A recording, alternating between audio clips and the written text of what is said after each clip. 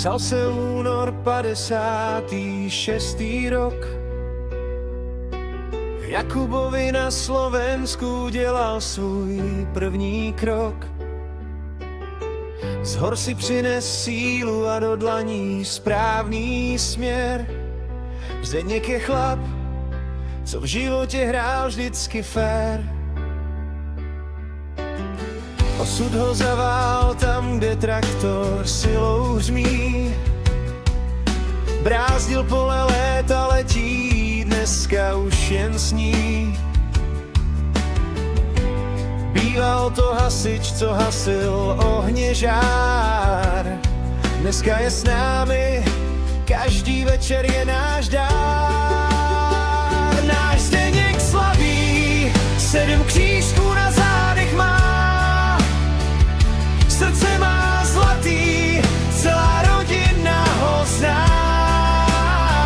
Jezdí na ryby, klid u vody má tak rád. Je to náš děda, ten nejlepší kamarád. 3 děti vychovala, manželku svou miluje. Každý den s úsměvem životem dál propluje. Žádnou srandu neskazí, je to náš bavič všech. Když vypráví vtipy, tak nám všem dochází dech.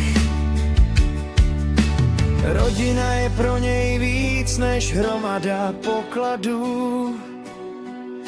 U Zdeňka na oslavě neskazíme zábavu. Náš Zdeněk slaví, 7 křížků na zádech má. Srdce má zlatý, celá rodina ho zná. Jezdí na ryby, klid u vody má tak rád. Je to náš děda, ten nejlepší kamarád. Tak na zdraví, Zdeňku, dneska na tvoje